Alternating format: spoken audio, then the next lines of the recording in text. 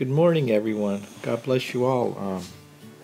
Today is September 20th, 2018, and I got a neat little testimony about Bryn Mawr Molding. Many of you know that I own Bryn Mawr Molding in Fitchburg, Mass. And many of you know that I'm rapture-centric. Jesus is coming back any second now. So this is a neat testimony about how to find incentive to mold plastic parts when the world's about to end any second now.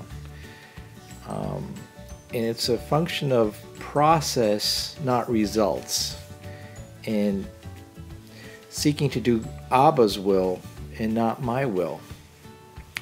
I've had several months now that I pretty much have an open door of communication about what do I do now every moment through the Lord's will. Because we know the verse in the Bible that says, seek not your own understanding. In all your ways, the word is all, acknowledge him and he'll direct your paths.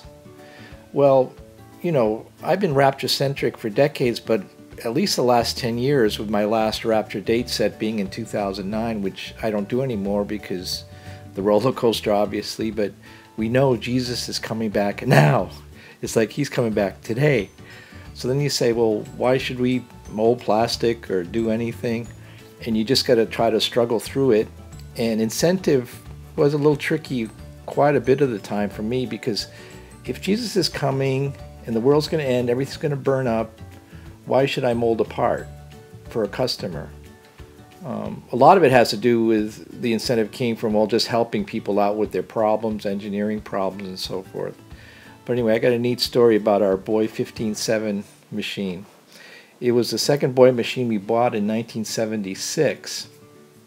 And it was set up, I won't give the details of the part, but it was set up with a setup for a really neat product run and setup that was totally unique. And that machine we had, you know, obviously it was running other products too, but for this one project, it was perfect for it. It's an old Boy machine, and I'll show some pictures of it. But anyway, that machine was running great for decades, and then about 7 years ago or so, and I'm already rapture-centric at that point, you know, we had a major oil leak, and I said, oh, well, we get more Boys, we'll just shut that one down and let it sit there. So anyway, we did that, and you know, we molded along happily, all the other customers and products. And then last spring, that project that ran only on that machine came up again, and they really needed the parts. I said, well, you know, the world's coming to an end and stuff, no real incentive. That machine that ran it is dead. You know, it needs a lot of major work, and I really have no incentive to fix it, and I don't really need the capacity for it. So I was totally honest with the people that wanted the product. So basically I was saying, well, we don't really have any interest in helping you because it'd be too much of an effort to fix the machine. So anyway, they still need the parts. So, you know, of course, I'm praying all the time, Lord, you know, what do you want me to do? You want me to help these people? You know, obviously, the fixing of the machine is horrific, and we really need the technician from the company that makes the machine to fix it, you know, and that's like $150 an hour, travel expenses, you know, thousands and thousands of dollars. And I'm going, you know, for me, it's like, nah, no interest, but they really want it. So anyway, I talked to them honestly, and I'm totally honest with the people that, you know, the world's coming in, Jesus is coming, you know, who needs these parts? You know, it's any second now, so let's just forget the whole thing. But, you know, people aren't in that frame of mind like me, obviously. So I said, well, come on by, I'll show you the whole process and the whole thing so you can get a view of it. So 3 major people from the company came and looked at the machine, and I explained the whole thing, what was wrong with it, you know, what it would need to be fixed and everything. And then the other thing that's interesting is my mom, she's production, she's the one that would run it. She's 86 years old, you know, and I'm thinking I don't really want to push her too much to run parts on this machine. She kind of likes doing it if she, you know, it does the fill-in. It gives her something to do while we're waiting for Jesus. But so anyway, they the three of them come and they look at me and they look at the machine. Oh yeah, we got to get this fixed. We need this machine. We basically are the only two people in the world right now that can run this part. And if we don't do it, they're totally sunk. And I'm saying, well, no incentive. So then the three of them go out. They say, oh, we're gonna have a little meeting first. So they go out in the parking lot, and the three of them have a meeting. And they said, well, gee, what can we do? We got to get this machine. These are the only people that can run it. So they came back in and said, well, tell you what we're going to do. If you work with us to get this machine fixed, guess what? We will pay for half of the repair cost of the machine, and we'll go from there, okay? And I said, well, I have no incentive for dollars because dollars are about to fail too. So yeah, no real need for us to have this machine. So nope, no interest with us. And of course I'm praying the whole time, Lord, what do we do and stuff. So anyway, that was that. Then they went out back in the parking lot again. And then they came in.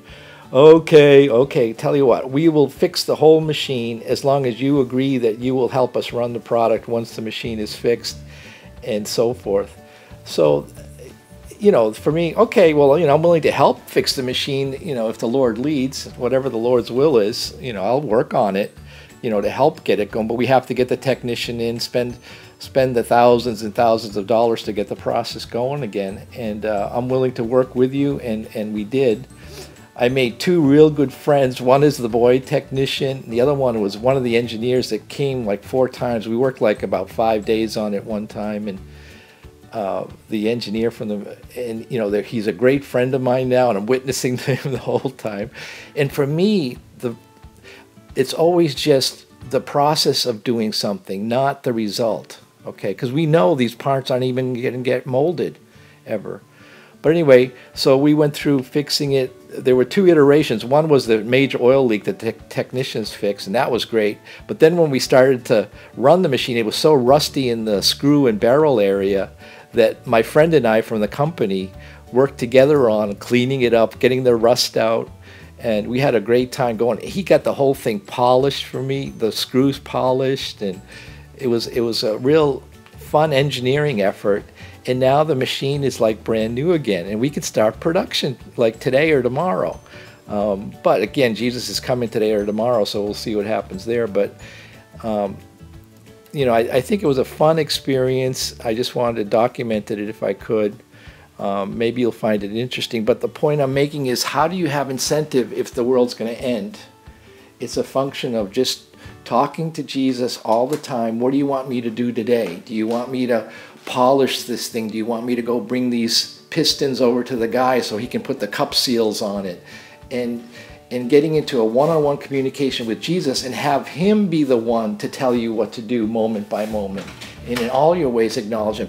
Then he directs your paths. And it's not a function of making the machine or getting production going or product, because that's all vanity.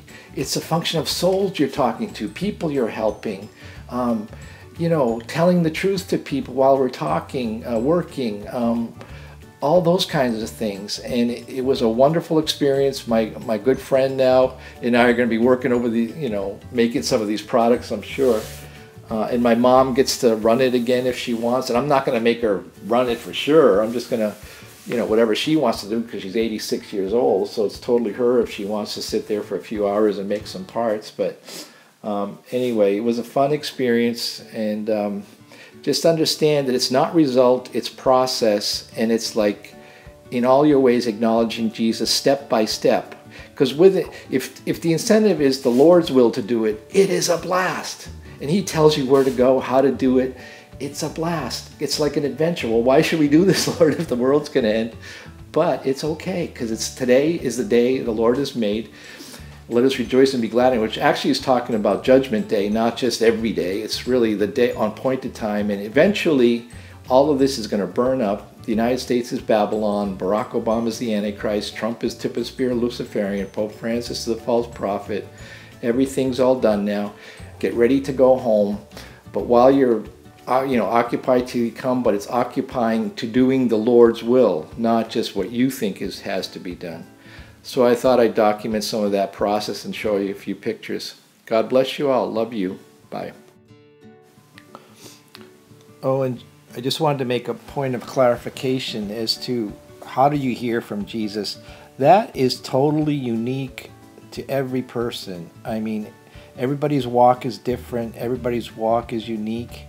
I have a special way, but it's not something that you can, tell people. It's all between you and Jesus alone. Just start talking to Jesus and start to try to exercise that communication, because it really is relationship, not religion. And in this world, Lucifer, or Satan, runs all governments, all religions, all corporations, and all social pyramid networking groups, which is basically all organizations of flesh human beings. It's good to know that. It doesn't mean you have to change it. All you have to do is know that's the case and just let it be, but understand that the ruler of the God of this world is Satan. That's kind of obvious at this point. But anyway, as far as how do you hear from Jesus, everybody's different. Everybody's got a lot of unique ways.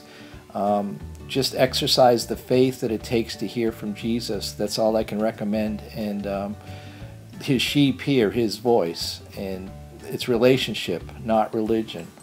Love you all. So now we take this white material and put it in the hopper.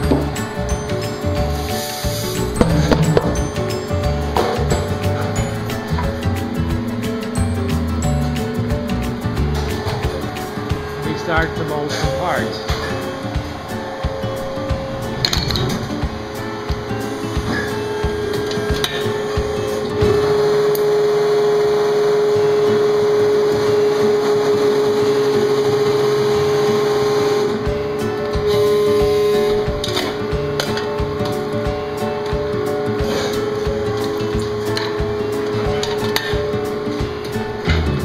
Okay, here we go.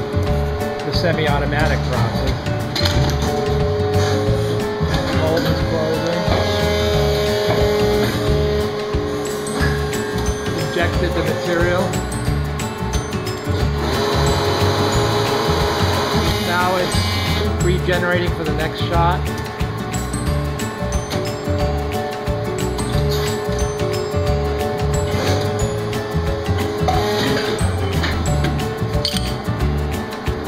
Part is black.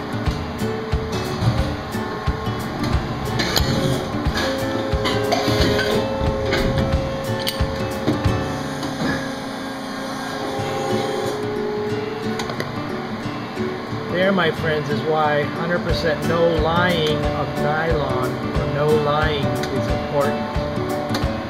If you go any half of 1%, it's all black. Thanks. God bless you.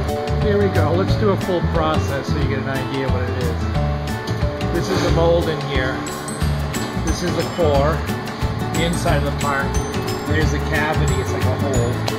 The plastic comes in from this barrel arrangement from the hopper that we already saw. Alright, so first step is close the mold. Closes in a machine. The barrel comes forward, it injects, and now it's going to meter in the next shot. And then it retracts a little bit. Now we're just waiting for the part to cool. This is a semi. Some molds, they open, the part falls out, you're all done. This one we have to do another process. The knockout isn't long enough, so I have to put this little. Sorry about that. Little collar here, just a little aluminum collar, little spacer. I put it in manual, close the gate, then I knock it out with the knockout button. So all this thing did is give it another couple inches of knockout. Take the part out, there it is, the black part. I put a little bit of regrind mix in this batch, so this is just to show you how process works. But that 100%, let me start all over again. That 100% nylon with 1% black was pretty interesting, wasn't it? So again, there's some parts. I guess you could say sort of like sheep and goat